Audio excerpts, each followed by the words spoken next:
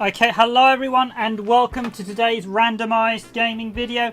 I am your host as always, Random Gamer Riven, and it is Wednesday, the 24th of June 2020, and in today's video I am going to be looking at Croc, the Legend of the Gobbos, and particularly the PS1 version. So I'll just say hello to Branch there, who's been commenting in the comments. Always nice to have someone commenting early on. Yeah, pretty much I think it's fair to say there are a few subtle changes between the PS1 version, between the Saturn and the PS1 version. It's interesting to see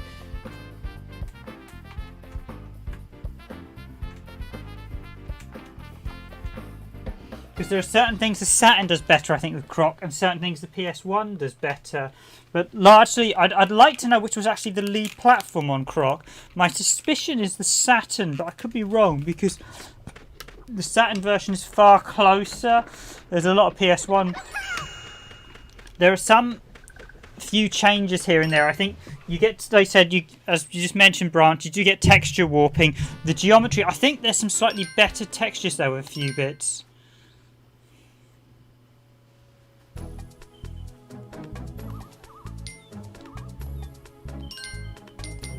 Quick game. I don't think the intro isn't automatically on that cutscene, which is interesting.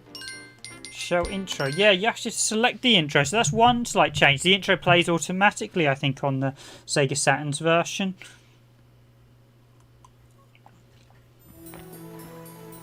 Oh no, it plays at the start, doesn't it? I'll just run it. There are a few transparencies in the PS1 version that are missing in the Saturn's version. Noticeably, the jelly is transparent and that jumps up and down. I think there's some additional lighting in the PS1 version as well. We do have a Saturn video which you can compare, although the Saturn's version I recorded at 60 Hz and I later found out the intros were actually optimised, so...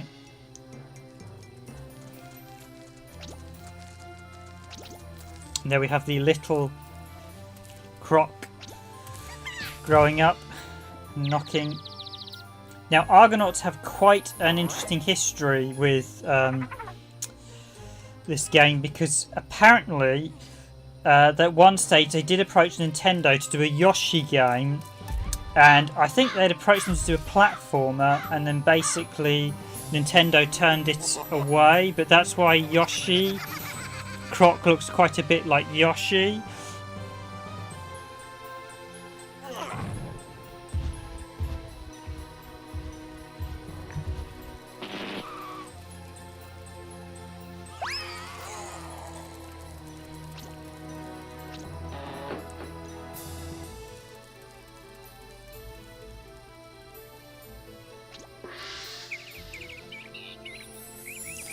I have a suspicion one version came out a little bit later than the others, although I might be wrong on that.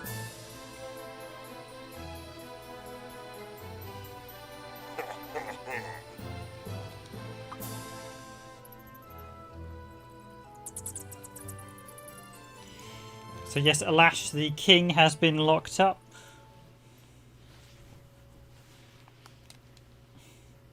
There are a few, yeah, if you look what the intro, that you can compare that intro to the Saturn's version. I should probably do a comparison at some point and do a proper comparison. I think it's an interesting one.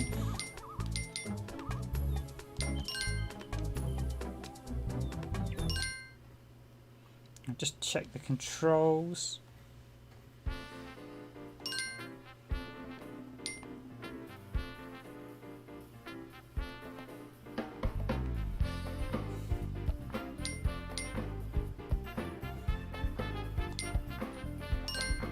Okay, go back to the map, go back to miss options.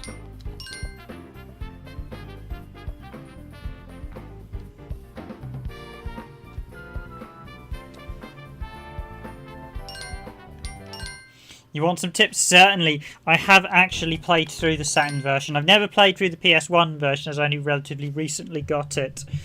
But I have played through the Saturn's version. It is a solid platformer.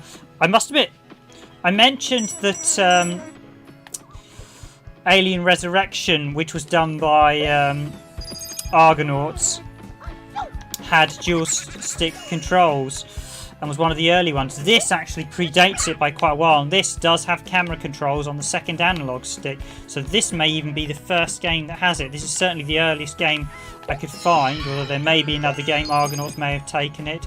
It's a shame, really. Argonauts have an interesting history. They did some really cutting edge stuff, but they never quite got the success, and so ended up falling apart, sadly. I think, ironically, I read some of their legacy ended up being partly Ninja Theory, and some of it's also Rocksteady as well, I'd heard.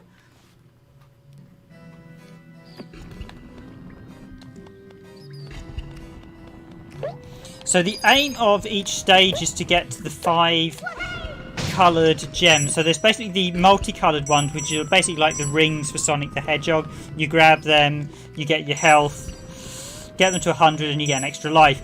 The preset coloured ones are actually needed to unlock the door at the end of each stage to get the last Gobbo. You need to rescue every Gobbo in order to access the secret levels, and there are a couple of them. The final world you can't get to unless you've pretty much saved every Gobbo in the game.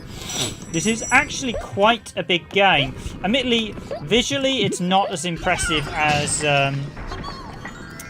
Spyro the Dragon that we were looking at. It's probably better than Crash Bandicoot, but it's definitely not as impressive as Spiral. I think this level structure for this probably lets it down a bit in comparison to Spiral. Spiral really has... This is a more sort of traditional stage design, whereas Spiral has a much more impressive open world. That said, this is still a very impressive game on both the Saturn and the PS1. It's still a good, solid title as well.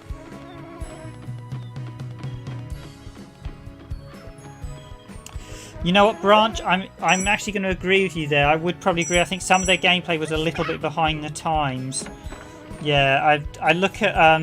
I think Star Fox was one of the few they got pretty much spot on, but that was done in conjunction with Nintendo. This was one of the few games that I think really got everything spot on.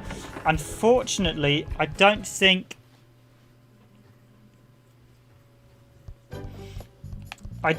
some of the games that I mean, Croc got a sequel. I'm not sure how popular it was, though. Croc. I remember it more being like quite a good Saturn game, and it got released. As I said, this is the PS1 version, but I'm not sure how popular this was on the PS1, seeing as you had so many other mascotty characters.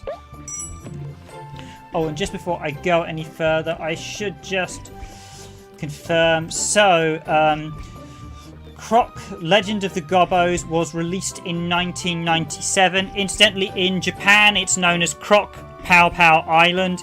It was, as I said, released in 97. It was developed, of course, by Argonaut Software, probably most famous known for being the co-developers on Star Fox and Star Fox 2. And ironically, Star Fox 64. And it was published by Fox Interactive in North America and Europe, who were actually the creators of basically, I think, the license holders, and MediaQuest. Now, I'm not sure who's actually currently got the rights to Croc. It's either... I'm not sure what happened to Fox Interactive, if they got sold off to someone. If not, if they're still owned by Fox, then Disney will have the rights to Croc now. Unless one of the subsidiary companies that formed after Argonauts finished still has the rights, but otherwise, may well be Disney has the rights to Croc. So yeah, Croc 2 was quite boring. I haven't played that far into Croc 2. I quite liked it a bit, but it's a very different game to the original Croc. It's a much more open world game, so I think you're probably right in that it sticks with the worlds longer.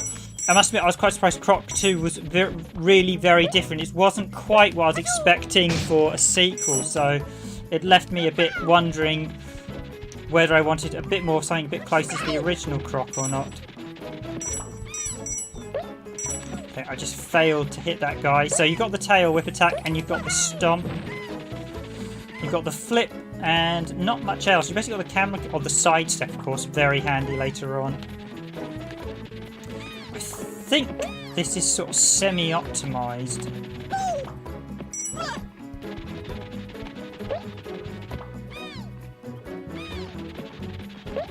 A Croc mobile game this year. Is it actually the same developers?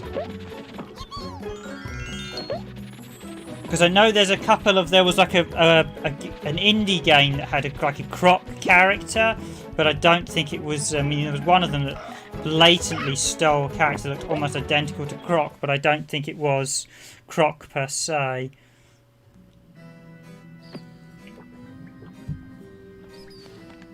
I mean, apparently Yoshi... let me get this right. Apparently Argonauts did approach Nintendo with a concept of creating a platformer with Yoshi, and they showed them sort of tech demo, and Nintendo said no at the time. I think partly because Nintendo was sort of borrowing Argonaut stuff without crediting them. I think really, if there was ever a legal case to sort of really go over Nintendo stealing game rights. Yeah, there was one... There was like a Croc indie game or something I saw on PS4 that it's not the same. I don't think it's the same game at all. I don't think it's the same IP at all. It's like literally they've just stolen the character by the looks of it. Or character created very similar. I might be wrong. They might have the rights.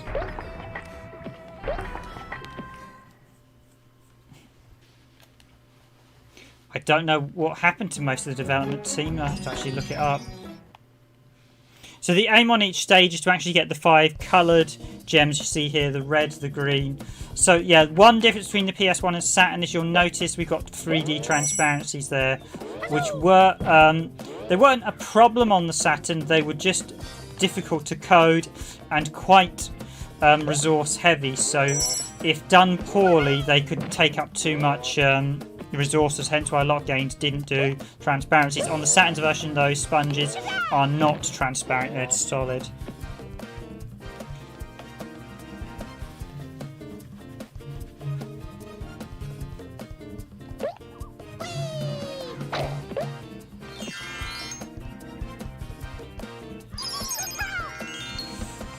Yeah, the only thing, if Argonaut still owned the rights to Croc, it may have been their rights was sold off to some obscure person. I'm not sure. You see, I have a feeling Fox actually owned the rights to Croc.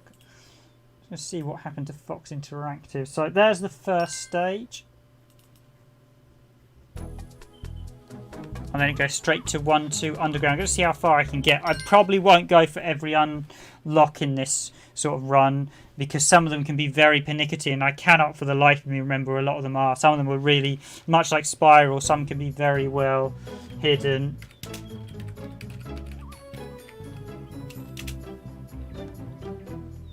And do let me know if the volume and everything's right.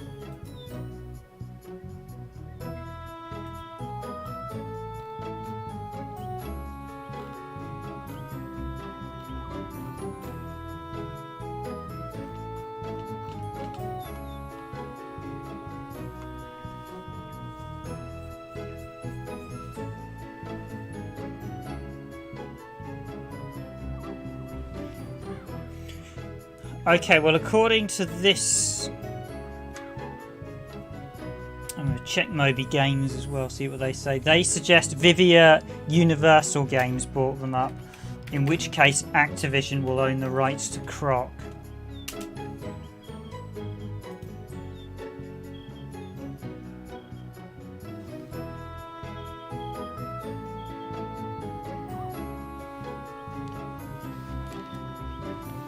Yeah, so Activision own the rights to Croc, assuming Argonauts didn't hold them. If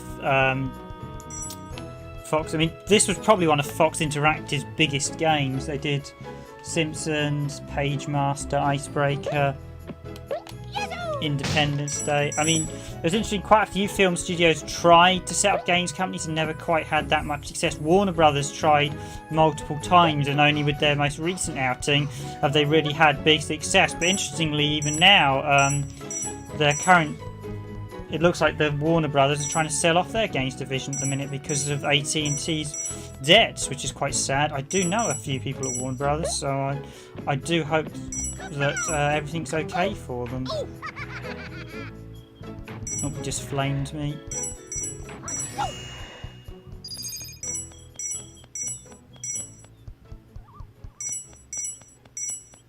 I think, as I recall, you have to be a bit careful. They can get the odd hidden ones. Now, some of these stages you will get like secret, and okay, that was one thing that's annoying. The enemies would respawn in this.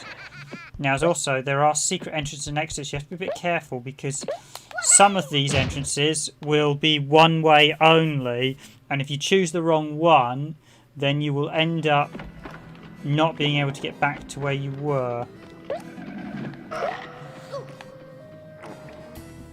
Also, that's another trick. Remember to always jump on the boxes, because you can find you often get hidden bits like here.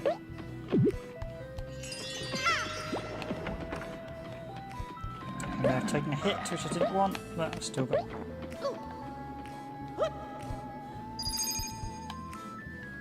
Now, this does actually have, as I mentioned, the camera controls are, you've got them on the right stick, which is actually really, really helpful for this one. And I can't believe I just did that. He does... His controls are a little bit tanky, poor old Croc. That's probably the one downside I would say. Now, the music, as you mentioned, Branch, is absolutely fantastic.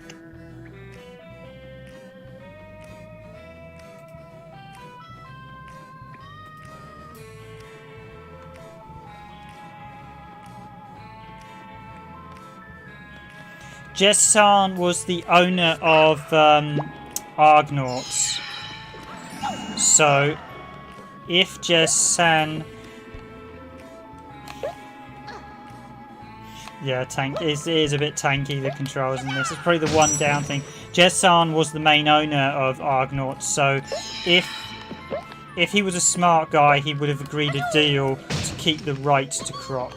But I can't, as I'm not a member of Argonauts, I can't say for sure whether... I did actually know one guy who did work for Argonauts right in their last few days. I actually worked with one of them. But I never knew any of the direct main developers. I knew one of the QA testers from Argonauts. So I would hope San may have... Oh yes, there's actually a... There's a jelly in there, so...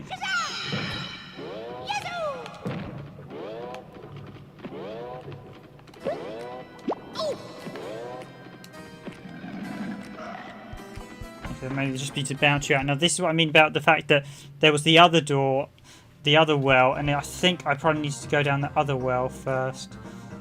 So you do have to be a bit careful. If you choose the wrong doors on some of the stages, they are one way only, so you will be coming back to redo the stages. So, key there. See if I can find the key to rescue.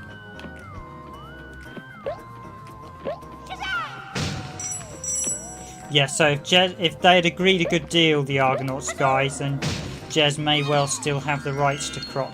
But I can't say for sure, because I don't know who has the rights to half of Argonauts games, seeing as they went belly up. No, I'd have to actually go and ask to and speak to the developers.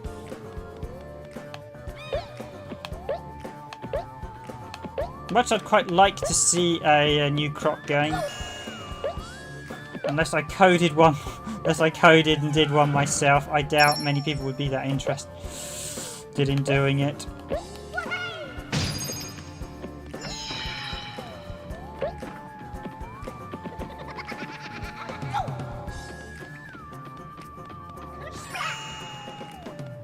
Sadly, I'm not a coder. I have done a little coding, I've done a bit of art.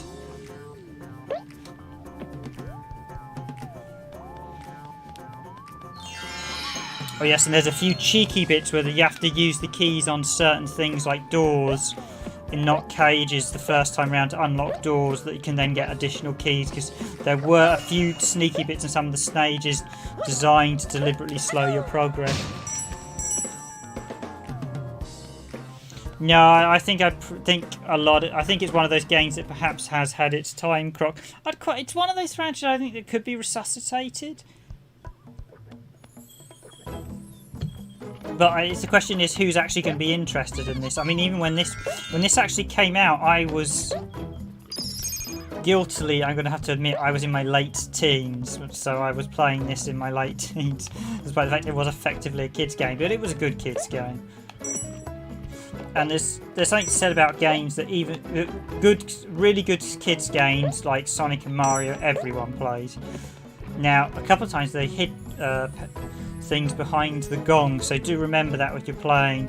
I have a feeling I had to go down. I didn't go down the well, the alternative well, so I'm probably missing one of these.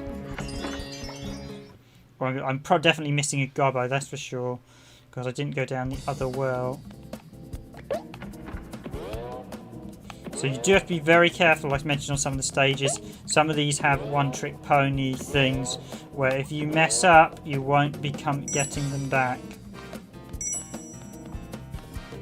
So like this one. I'm going to make sure I get this lined up.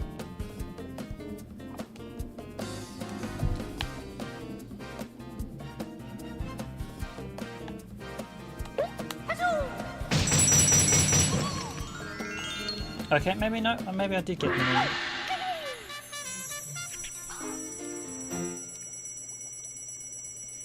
Anyways guys, just a quick reminder, if you do enjoy our streams, please do hit that like button, very much appreciated. And if there's any issues with the sound volume, if you want to hear the game volume a bit louder, or if you want to put, if I'm a bit quiet, please do say, and I will adjust the volume accordingly. If it all sounds good, great, but I'd just always like to know. Oh yeah, these sheep are absolutely just so adorable. Kudos to whoever did them in the art. They're just such a nice little thing, the fact you got the little sheep in the background.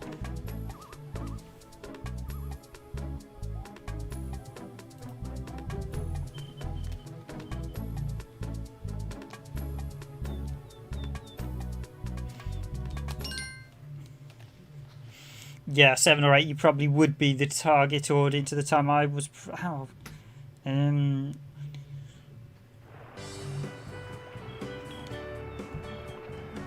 think I was 15 when it came out.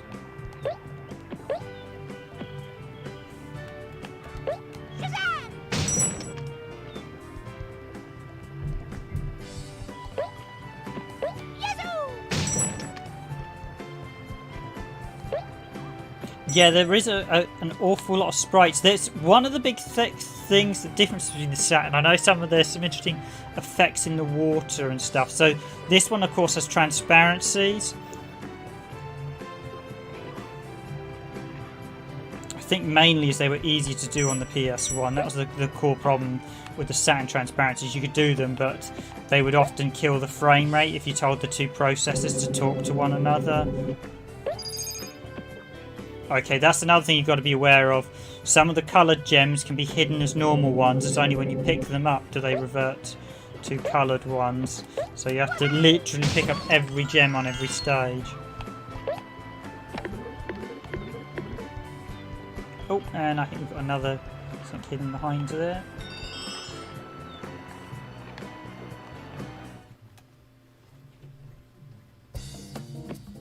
Bonus stages, yes, I've forgotten about these. I think these are just extra lives, but...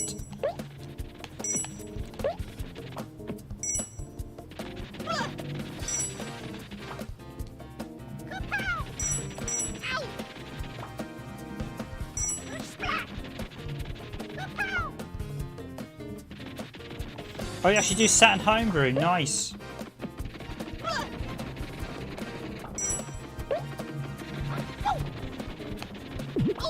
I mean, there are lots of ways to get around stuff, but of course it's whether you want to A, spend the time, and B, of course, if you're using memory expensive stuff, you don't want to use them so that it then kills the frame rate of your game just to have a little transparency. And I think that was the issue with a lot of developers did. I also think with the Saturn, another thing I think is it was easier to get the chips to talk to themselves to do transparencies than to talk to one another from what I've seen in games. So you'll often get transparencies on the backgrounds or in the 3D, but you won't get transparencies between the two chips that often.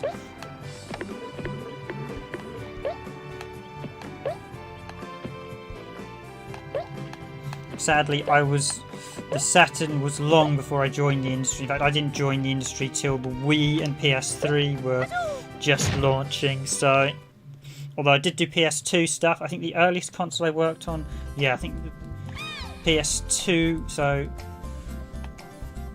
I never actually did any GameCube stuff, although we did work on a game or two that got ported to the GameCube, but we didn't actually directly work on the GameCube versions.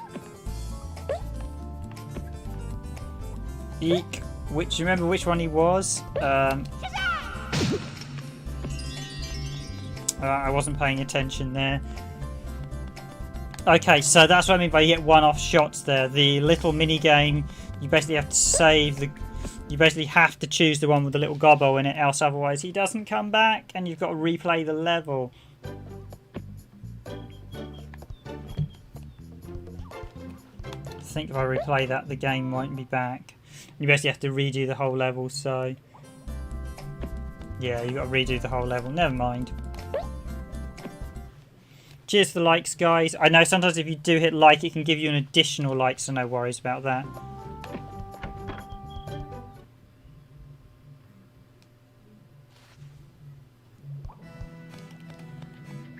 Okay, so here we start going with them. There's some great boss battles in this, I will say. It does get some... I think probably one of my gripes with Croc. So other than the tank controls are a little bit tanky, is I realised the yeah, it's not slippery at all, which is something. Yeah, so respawning enemies in a 3D game is a bit odd. That's something I would kind of expect in, say, an old like NES game. It seems a bit weird having them in this type of game. Basically, is often games that used to have it, mainly the only reason they'd have respawning enemies is they couldn't remember when you'd actually defeated an enemy. So basically, if you went off screen, because the memory was so limited, they just basically respawned them.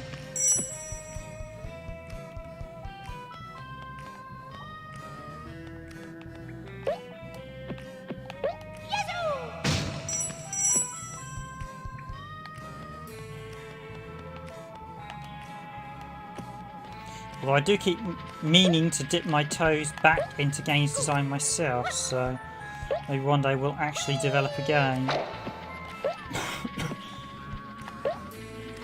I've been thinking about doing that for a little while now. Oh, no, get off the balloon, Croc.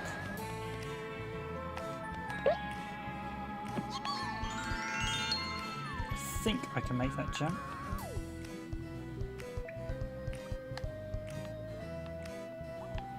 It's one of those things I really should actually sit about and have a serious think about doing, because if I don't do it now, now is the ideal time for me to actually get a chance to do it. I might not get another chance.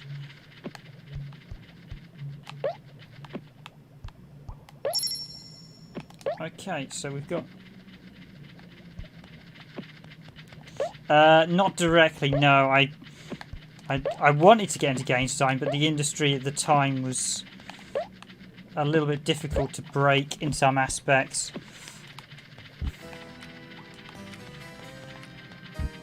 I had a number of people tell me how great it was I should be a designer, but it was actually just difficult trying to get into, because the thing is, really doing indie games is your best way to break into games design these days. Games design is a bit of a weird position as well, because most games designers are not designers per se. They're actually like scripting coders, as one of my bosses used to say. He said, I don't need designers, I just need coders and artists. He said designers are really there to fix minor issues with stuff. Because what the position you kind of expect to be the designer is probably a bit like a director, the one who's, it's their vision, and they're the ones that have got to create the vision of the game. There are actually very few developers like that. Most designers these days are generally sort of scripting. I mainly worked in the QA side and ended up doing a bit of production as well. Although I have to admit, when I actually did some of the production stuff, I found it so boring, I absolutely hated it. And I realised it wasn't for me. QA testing is probably more fun.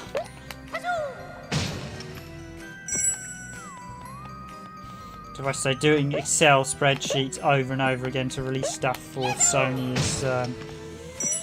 was not my idea of fun when I really...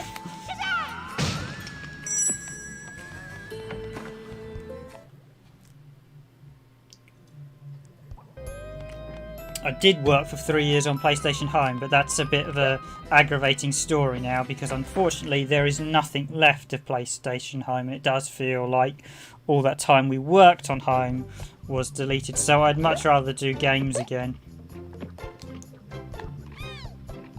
because at least you can still see your end product years down the line. Okay, I think so. I miss it. I think.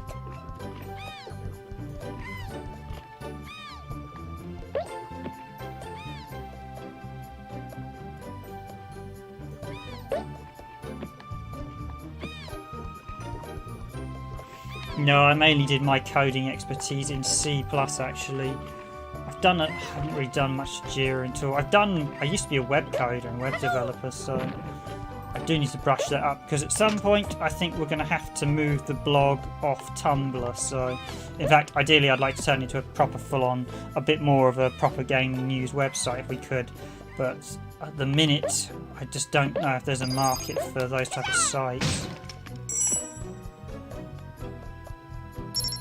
Okay, there's the key. Do watch that, there are keys often hidden behind the exit. That's another little...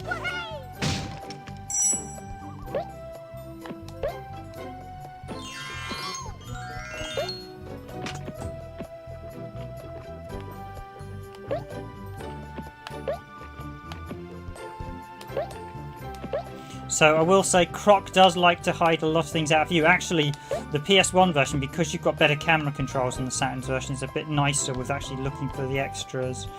The controls aren't great, they're a bit stilted, I will say. They're clearly a bit rough, but I mean, Argonauts really did set the trend. Okay, so I've missed one Gobbo. This is the sheep game. This has got a fun game.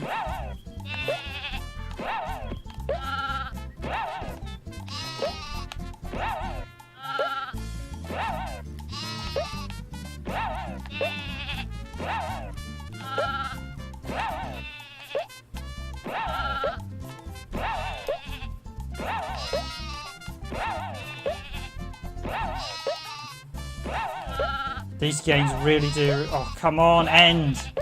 End!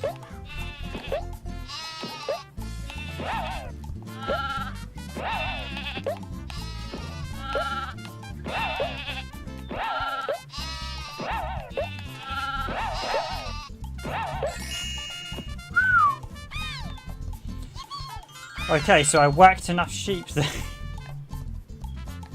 Yeah, you have to really watch the camera. I remember in the Saturn's one a couple of times where basically you've got to keep the jumps just right and precise and correct yourself if needed, because what happens is you start moving around and then you start moving off the platforms when you're jumping. So it's time to call the little bird and jump onto the next stage. I was debating if to do Medieval tomorrow, just to round out a week of PS1 platformers.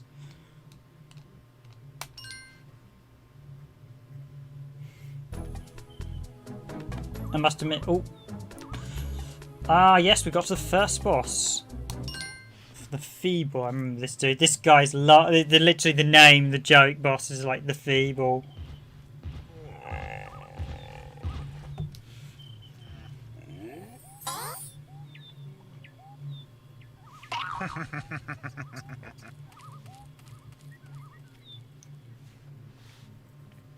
There's actually some, I think, additional voiceover effects in the PS1 version. I believe I did.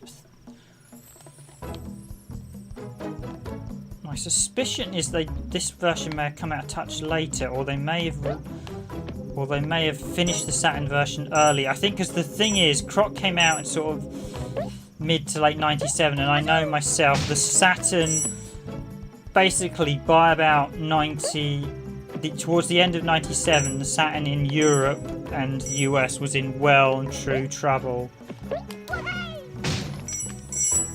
Sony had deliberately gone out to basically destroy the Saturn and the N64, and they had done.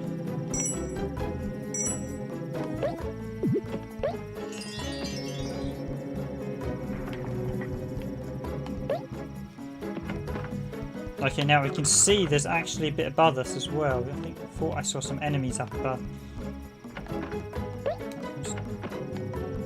I see some enemies above me. Just going to turn around.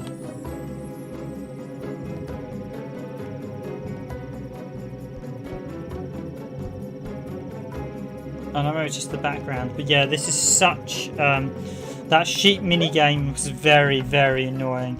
Like I said, there are a few moments in this where if you don't know what you're doing and you miss... Basically you get missable stage unlockables that mean you then have to replay the stage. It's a bit cheeky, it's a bit annoying. Yeah, the Saturn was... The Saturn's a really great console, but it just got... There was a weirdness where Sega were incredibly arrogant, thinking that Sony would not... There was a lot of arrogance for Sega and Nintendo, where they both believed...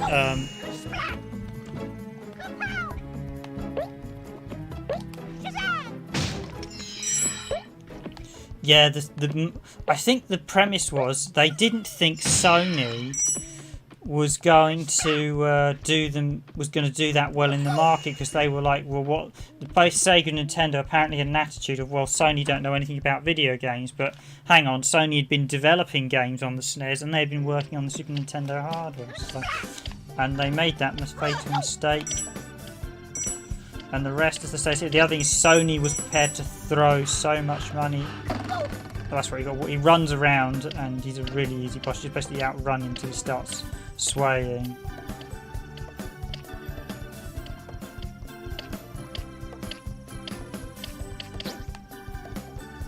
There he goes. He sort of. So you got to hit him with that splat. The collision on some of the bosses can be a bit finicky.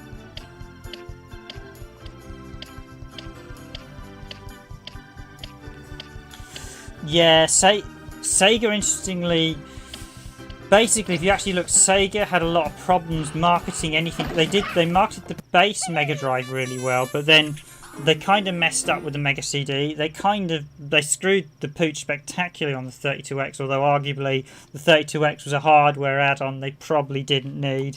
And then they made some big mistakes on the Saturn. I think the European... the problem with the Saturn is they were ostracised in America from the get-go because of the appalling launch that happened, that basically half the retailers turned around and said, no, we're not going to stock it. And that was basically the death blow. I should say that was actually technically the mid-boss, so each world has 2 bosses. I seem to recall there were 8 worlds in total, so this is actually a big game, Croc.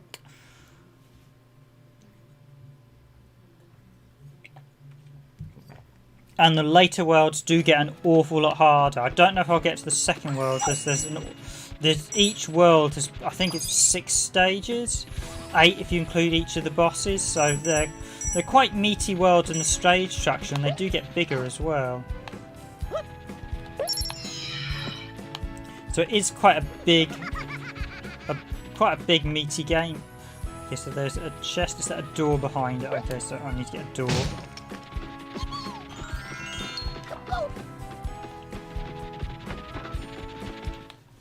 And I should need to go back because I missed the...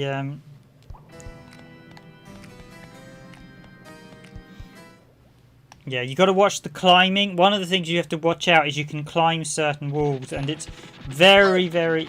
Ooh, that was annoying.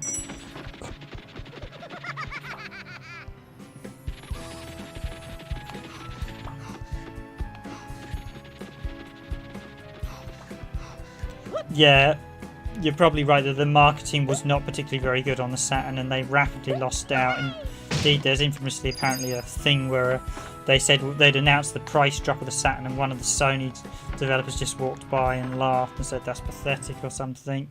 Yeah, I think that was in the US. But yeah, Sega's marketing in the Europe was awful for the Sega Saturn. And they gave up too quickly with it as well, and the fact they gave up, which apparently I think it was Stoller, the executive, suggested they move on to the Dreamcast, but that was a huge mistake.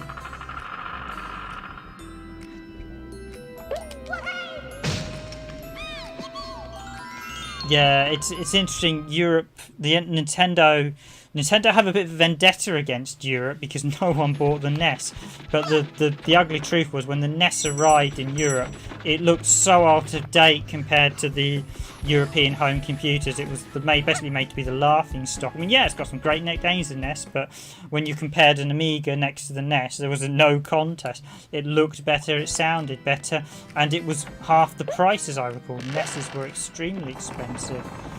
It just looked outdated when they arrived. That NES as a hardware really could not compete with Commodore, but they made better games. But yeah, it's interesting. The European home computers have an interesting... Now this is where things get interesting, so I've got to jump on this, slam this, and then I've got to get off this one pretty quickly, I think.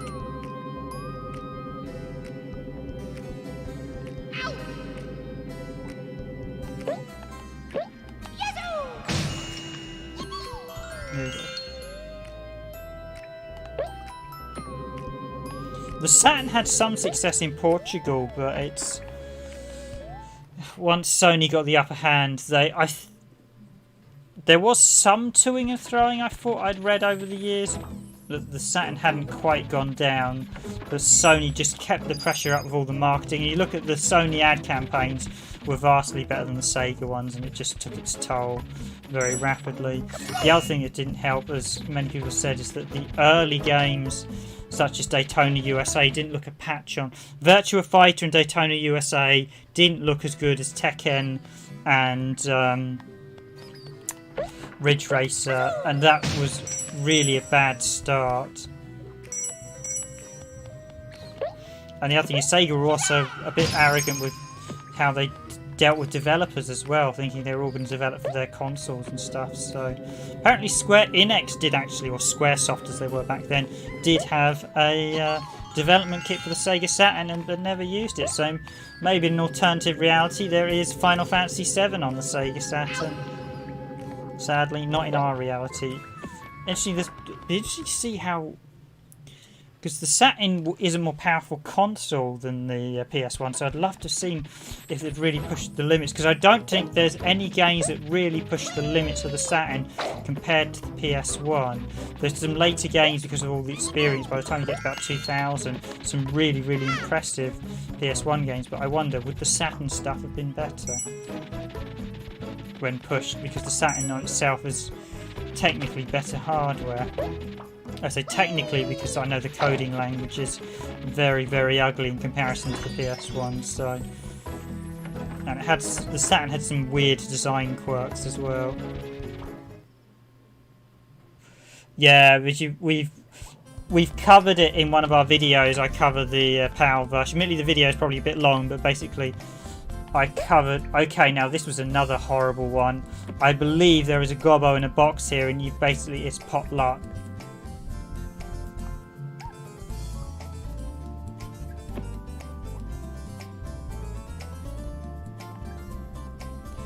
Last Bronx is very good. I think Panzer Dragoon Saga is one of the best. There are some weird, unexpected games that are really visually impressive. Okay, and that was the booby prize. So basically, with this one, because you can't get back up, you have to go through that stage a number of times to hit the right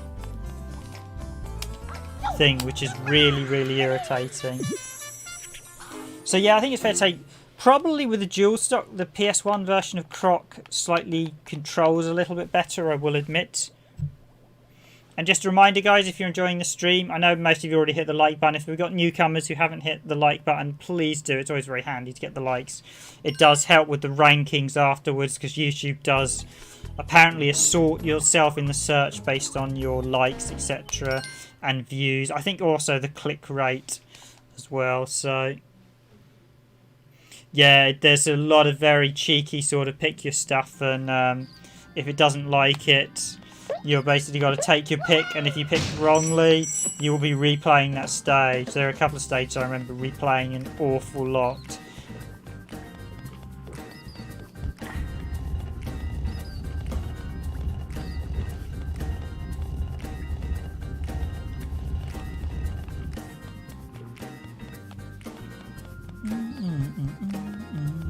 Just the soundtrack is really good. This is a really good song, this one. This probably actually is a better soundtrack than Spiral and Crash Bandicoot. It's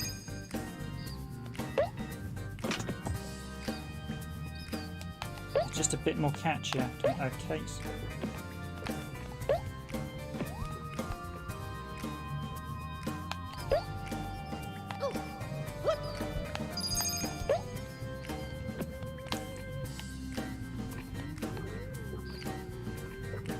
What's really surprising about the Saturn is actually the number of cancelled games on it. There were an awful lot where they said they could not get publishers. So, although the games were developed on Saturn, a lot of them were cancelled. And there's quite a few finished Saturn versions. I mean, a little while back, Destruction Derby 2, and there was one the other day I saw that surprised me that actually had a Saturn's version. I know one of the fabled ones is Blood Reeve, Legacy of Kain, Blood Omen. that basically they said they'd finished Sega Saturn version of that, but Eidos or Crystal Dynamics wouldn't publish it.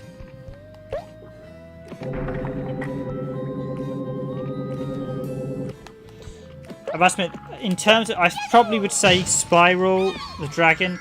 Now, I probably prefer this to Crash Bandicoot, I think, because the jumping in Crash Bandicoot. Yeah, and Sega didn't publish a few of them. I mean, like, they didn't publish Legacy of Kain. They even avoided Fighting Force.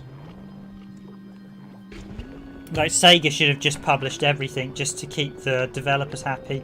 But one of the big problems is because they, as I mentioned, the big problem they had that they don't often talk about was they destroyed their fan base by the time the Dreamcast arrived, because many Sega fans had to have gone to the. It was actually that was one of the big reasons the PlayStation kind of mopped up.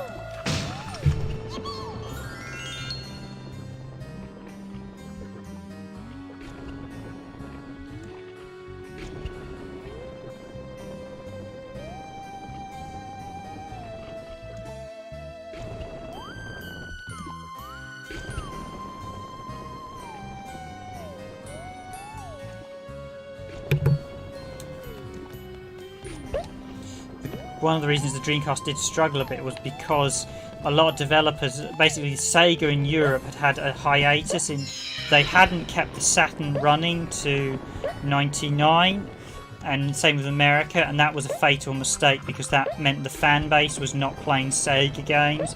That's something they don't often talk about. That was actually a big problem because they hadn't kept the fan base happy. Many of them had gone over to Sony or the N64, which probably was possibly the reason the Dreamcast died, so that was probably another mistake of scholars, largely, certainly in the American market.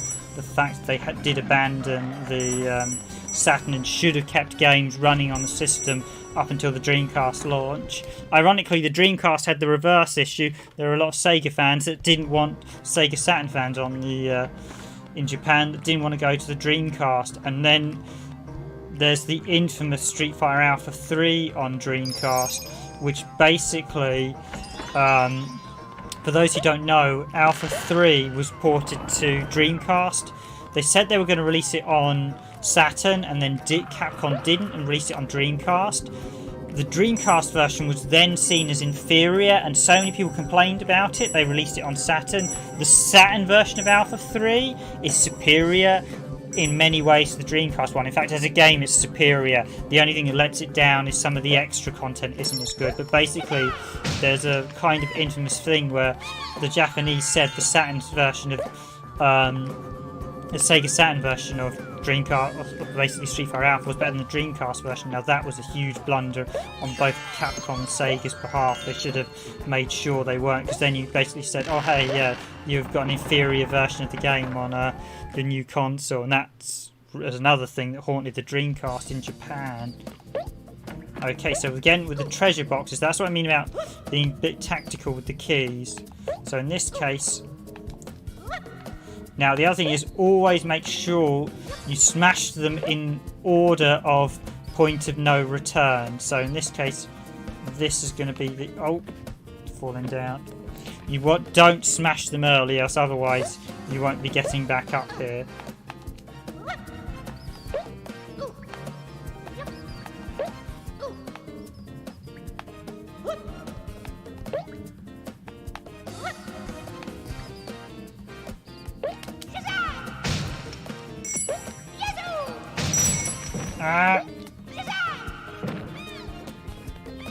Sorry, little friend, the key was behind the boxes. Actually, maybe I can jump for it. Yeah, you're very much right. I mean, the 32X version, not quite the same. The 32X version of Virtua Fighter doesn't quite look as good as the Saturn's one, but it plays so much better. Oh, I might just be able to make it if I get the jump right. Yeah, whereas you had a similar thing. I think the 32X version actually came out after the Saturn. They rushed the Saturn's one, which was... Oh, just got it. I mean, that is a big mistake. Don't rush your launch titles, because otherwise If you have a bad launch game, people will always remember it's bad, and if that's your first experience of a console, that will give people a negative taste and give them the assumption that something's not good. Because often, with many customers, they will only play one game on your console and rate your console. So, we should cover the 32X at some point more on the channel. We do have a Japanese one. I do really like the 32X. Yeah, I'm quite surprised I got that key as well. That was a bit of a fluky jump. Sometimes you can correct your mistakes, but not always. Just gonna grab these. Not that I really need them. Got plenty of lives. Just the completionist on me. Again, like I said, always run around the back of the bird sign as well, because they do hide stuff. There we go, the next one. Let's see how long I've been... Oh, it's still under the hour. I'm quite surprised. I thought I might be over the hour by now. I'm going to try and clear the first world before I finish tonight, so...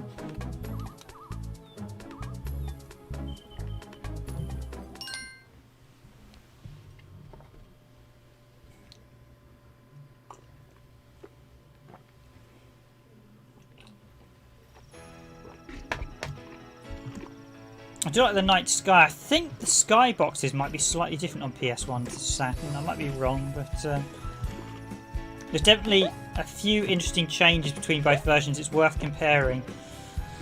Certain effects are better on the Saturn, certain effects are better on the PS1. So it's really, although I will admit, the dual analog stick controls with the camera angle really helps on the PS1. That's something I've never really thought about till playing it on dual analog. The fact this is one of the few games that's mentioned actually uses dual analog sticks on the PS1. It's weird, they did dual analog and no one knew what to do with the second stick, so... Right, I'm going to smash that box first. Although if I smash that, am I not getting back? Can I do the Yes, I can. Okay, actually, I don't want to smash that one because I can come back and smash that one by climbing. So this is another thing. So basically, I can crawl, but the only way I can get up the top here is if I do this. So I need to actually smash them up here.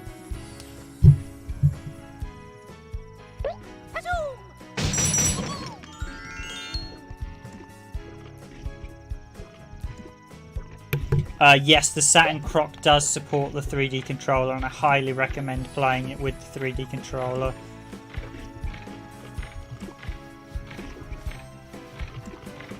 Now, if you're buying the Saturn's version, I should point out it should come with an errata card. There is a bug with it where if you boot the game from a cold start, there was a notorious bug of it where if you boot the game from a cold start, Croc will appear without a head. You need basically the graphics will glitch, which is quite funny. There was God knows how that quite got past the whole. I think that was probably a last minute test where basically you have to boot it by turning on your Saturn first, so the BIOS comes up, and then inserting the game disc. If you boot it from a cold start, the game will glitch and have a headless Croc. I actually mentioned that in our description. Ooh. Yes, I seem to recall some of these ones are a bit cheeky with the moving.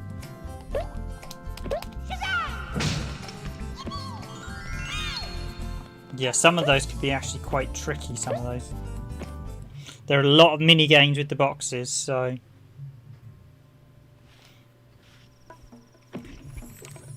And it is such a good soundtrack, Croc.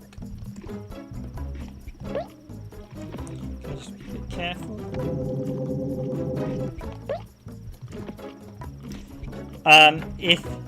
Can I use action replay for that? Basically, if you boot, I believe you boot the BIOS first and then use the action replay. You know, I'm not entirely sure.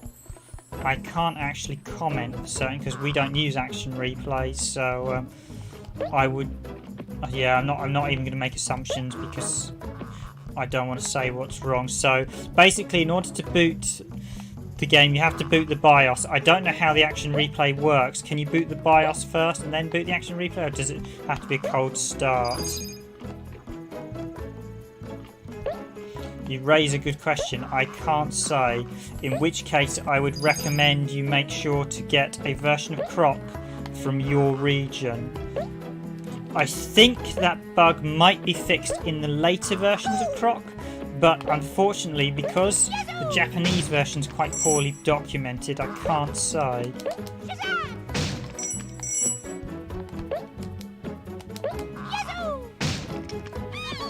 So I can't give you a yes or no answer, I'm afraid, on that. Basically, the PAL version definitely has a raw bug. I don't know if there's a fixed SKU as well, because I think it was one of those games that only got the first printing of. But basically, yeah, you have to boot the BIOS. You have to boot up the BIOS, and then it may work from the action replay, it may not, but I can't say as I haven't tested one. Are you planning on buying the Saturn's version then, Branch?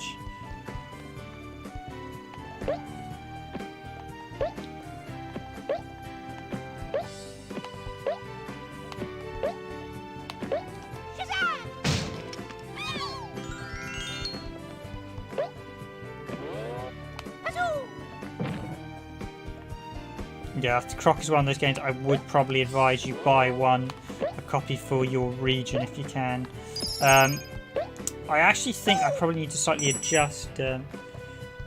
Yeah, if you're using it on your region, you should be good. I actually think we probably need to slightly adjust it on the Hertz list on Saturn. I suspect the controls feel a bit slippery on the Saturn's version at 60, and playing this one, they don't. They feel tight. This is actually the PAL version, so obviously I suspect it was probably semi-optimised. I wouldn't be surprised. Probably more. I think because Argonauts were, of course, a UK developer, so I should give them the benefit of the doubt. It doesn't feel as slippery as it does at 60 Hz on the Saturn. Okay, so where is my Gobbo? So we've got the bonus. Have I got to jump on the mushrooms, or can I swim in the water?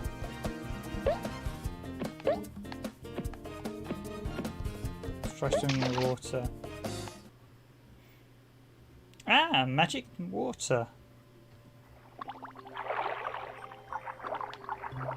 Okay, here we go, the first swimming section. God, I can't remember the last time. Yeah, it's been quite a while. I can't actually remember the swimming sections in this game at all, I have to admit. It's been such a long time since I've played this.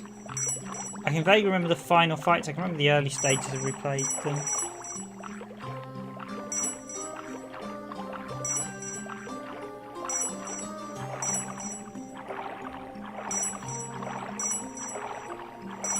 And there's the little chap we've got in. So let's swim out.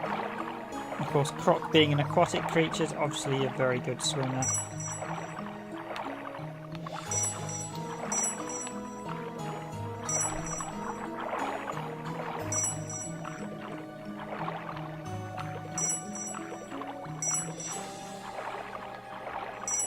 Yeah, tap to swim faster, it makes it a bit quicker, although you are pinpointed. I think, like you said at the beginning, Argonaut, some of the gameplay, I think this is one of those many games that it's almost on the cusp of greatness, but it's not quite. You look at Spiral. Spiral's a better game, and I mean, I probably prefer this to Crash Bandicoot, but is Crash Bandicoot a better game? Probably. Although I'm not convinced by Crash Bandicoot. Okay, here we go with the proper boss fight. So this is what I wanted to get to before the end of. Okay, so that way this stream will include the whole of the first world. I'm actually just going to save it there just in case anything goes horribly awry in this boss fight.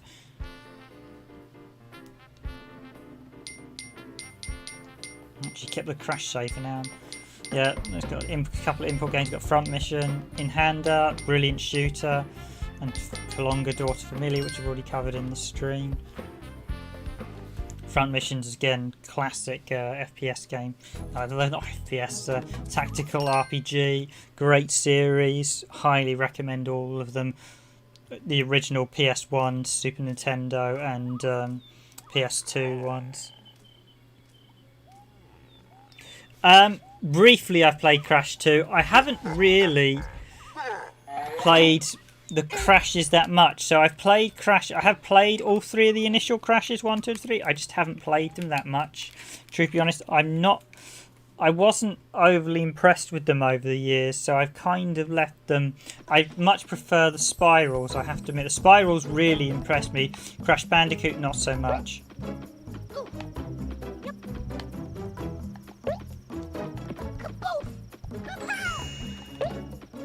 So it's not a bad game, Crash Bandicoot. I can see why people liked it, but I'd much rather play even the Mega Drive Sonic games and the Marios on the NES. I just think they're better platformers.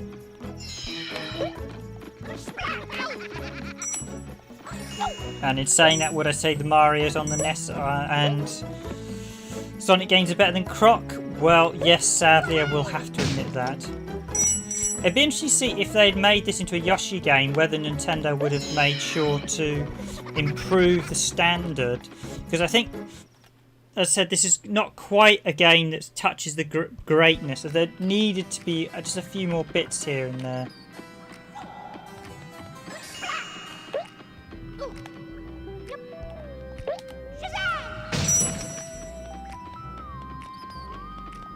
But I probably should spend a bit more time on the...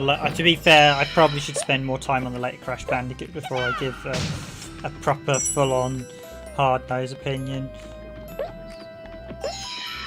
I mean, I enjoyed this. I just think it's not as polished as it should be. I still think it's a good platformer. It's still a very good game. It's certainly worth it buying, but I just wouldn't say it's a game that I would say is the top of your list on buying PS1 games. Or on, strangely, I would say on Saturn, this is a much more...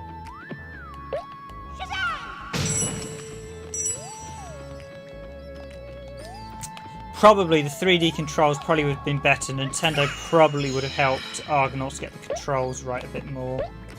You're probably right there in saying that. Branch. Oh, it's not good. It's not a good start to this one.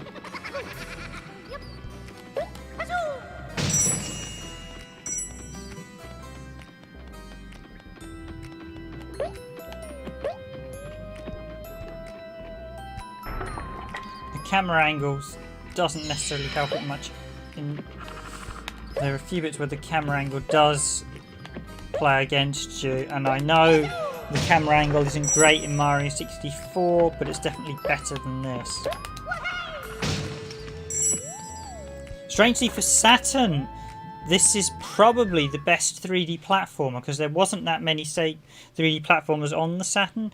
There's the 2 that I can think of, or there's 2 Japanese ones that are quite good, although I haven't played them enough to really rate them, but we do have them, so... There's 3D platformers on the Saturn were few and far between.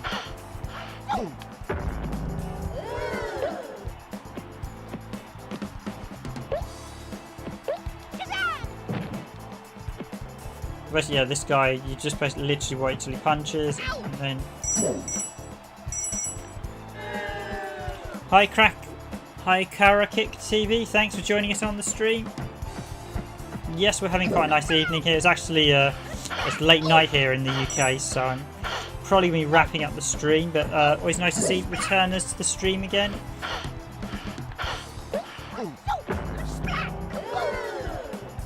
Yes, and Nippon Mamu something, and there's also the Nippon game, the Ninja one.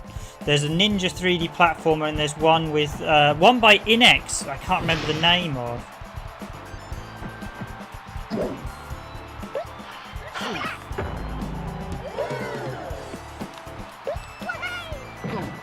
I've got a stamp on him. Thanks for joining the stream, guys. As always, if anyone's new and you enjoy our streams, please do hit that like button, they do help. This boss is really easy. Yeah, there's a couple of... I'm just trying to think how many totally 3D ones. You've only really got... Knights is sort of 2D, 3D, so Knights is always...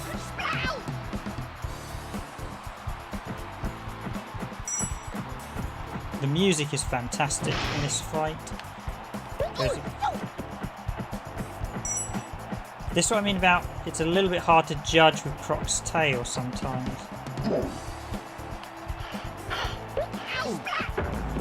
there. I've taken damage from...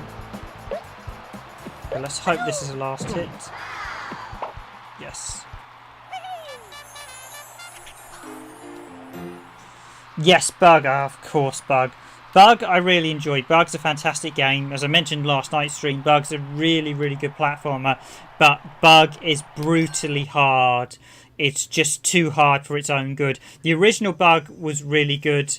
The sequel wasn't so good. Oh, there's a little... So it's nice that you sort of sees the little dude.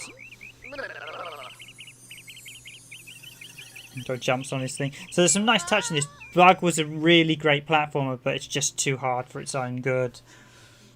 The sequel wasn't as good. Okay, so yeah, that was the I've got the Iceland. I'll quickly do the first of the ice one. So I think, yeah, you know, it'd be nice to see this get an update. I think this is one of those games that, I mean, I should play the sequel. I should add there was a Croc on the Game Boy Color, I seem to remember as well. So it's a few games.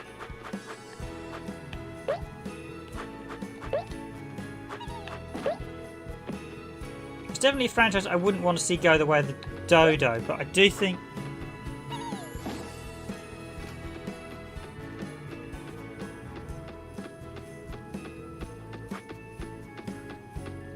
Oh, I suspect you could probably do it, but it's just a case of making sure you optimize your code. The problem is you need probably to build, you may necessarily need to build an engine to cope for it, and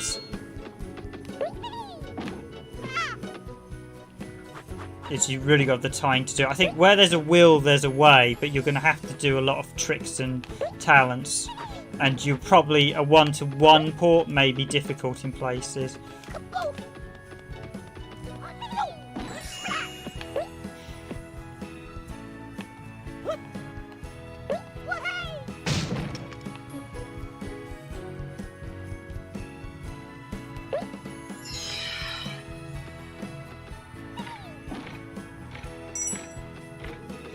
Yeah, so we've got, notably on this stage, we've got some nice 3D ice bits there. Ah, that's sort of... I have a sneaking suspicion that one at the end is actually a... Oh yeah, this is probably the most Christmassy music, some absolutely fantastic music. If you ever want a Christmas soundtrack, this music is basically one of those, like, classic, like, yeah, this is Christmas music, basically. Okay, right. Oh! Right, I'm really fouling this up with this little dude.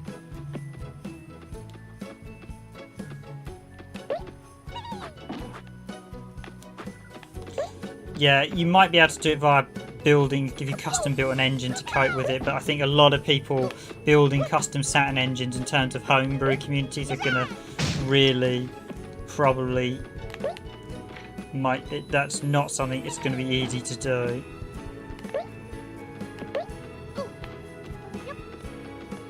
And you probably want people who are like full-on professional developers who have done it for many years, who know every trick in the book. The problem is, if you're a home brewer, you won't have the experience of developing Saturn games from the time, which is probably one of the biggest issues you face. And it's actually probably quite hard to talk to people who did develop it at the time, because a lot of them, I mean, some will have passed away, sadly, and... Yeah, so that was the red one. Oh, I got the red one. Cost of quite a few lives.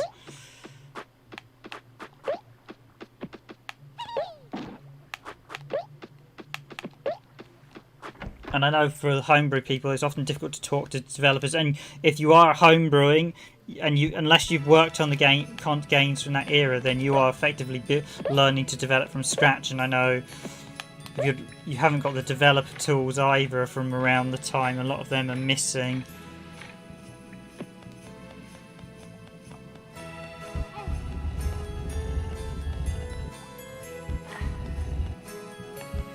John Burton. Yes, now there's an interesting name. I'm not going to say too much. I'm just going to say I worked with him on...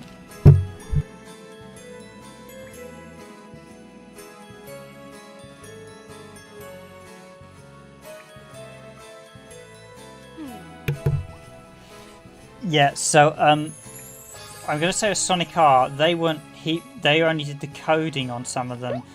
and the Sonic R was mainly developed by some of the other people at Traveller's Tales. I know he did work on it, but he mainly did the, I think, Mega Drive stuff, and after that became more management. I have worked with him, so I'm not going to raise a comment on it because I'm not a big fan of his stuff, because having worked with one of the games that Traveller's Tales did, let's just say the development did not go smooth on that one. And as the publisher, we know exactly what was going on, but I'm not going to go into details. Let's just say we weren't too impressed. That's why there's a certain film tie-in game that I am never, ever, ever, ever going to ever stream or capture. Maybe unless we hit about 10 million subs, and at which point it will be me grinding. But yeah, I have worked on a game with Traveller's Tales, so all I'll say is his Mega Drive stuff is fantastic, but I don't know how much he actually did on the Saturn. I know because Sonic R was a conjunction thing, so a lot of people think it was just Traveller's Tales. It wasn't. There was a lot of Sonic team involved and other things, and there were a lot of other people involved as well on that team. So, because when he initially did the stuff on the Mega Drive, it was largely just him. But once you start building up teams, then. But I can't comment on Sonic R directly, as I didn't work on that project. I worked at Traveller's Tales many years later, but Burton was still at Traveller's Tales when I worked on the game they did. I'm not even going to name the game, because just the name of it causes me to have induced rage.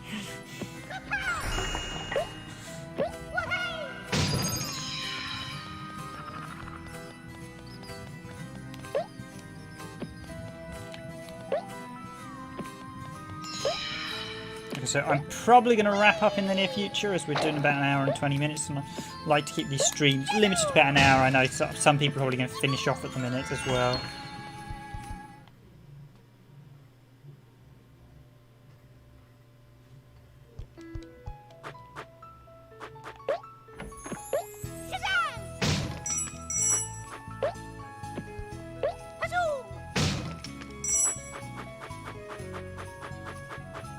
Okay, have I got... Oh, I've got the key. Can I get that last?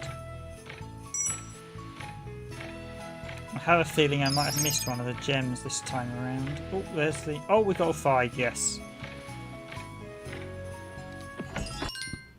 Does that show them? Okay, I've definitely missed a Gobbo though, because there should be 6 on each stage.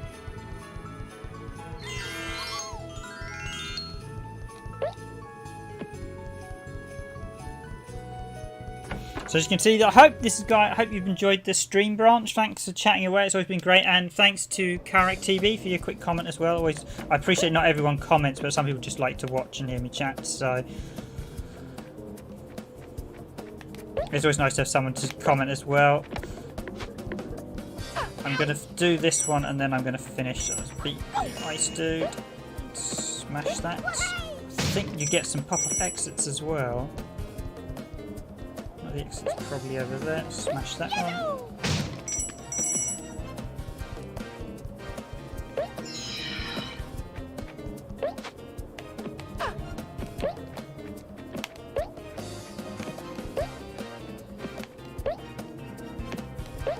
So this is going to be a little Gobbo friend, I hope.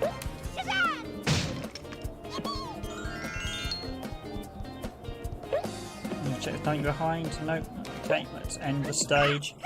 And that's where I'm going to finish the stream there. So that's hopefully enjoyed this sample look at Croc, Legend of the Gobbos. That was the whole first world, an hour and 20 minutes.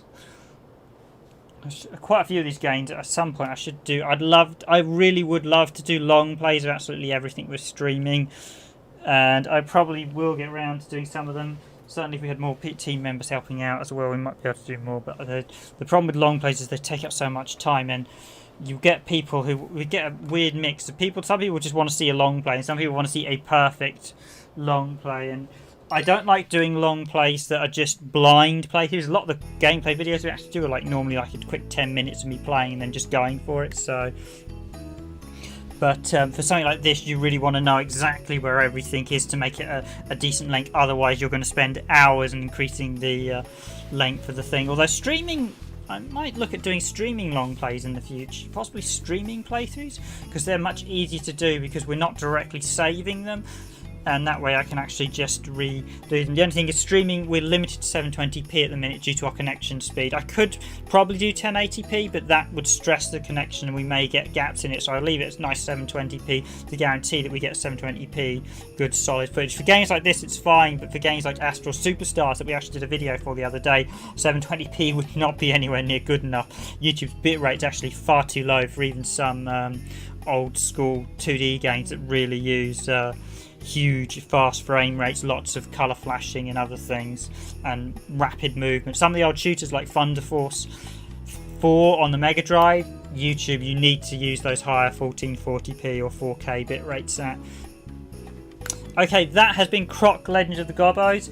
I do recommend it. I do like this game. I think on the PlayStation it's probably not quite as recommended as the Saturn. I think because the Saturn there's not that many 3D platformers, but I think on the PlayStation it's still a good game. I'd certainly recommend it more on the Saturn just because there's not that many 3D platform games. It is a really good game. As always guys, if you liked our streams, please do hit that stream button. You know, I'm not sure what I might stream tomorrow. I might carry on the platforming theme. Maybe I'll actually do Medieval tomorrow to round off the week. If you've got any suggestions, please do leave comments below in the stream as well. Or please do leave them on the community page. Or just comment on the channel in this reply in this stream or something like. We'll always see them, so I'll see them certainly as well because I always review the comments all in the morning. So,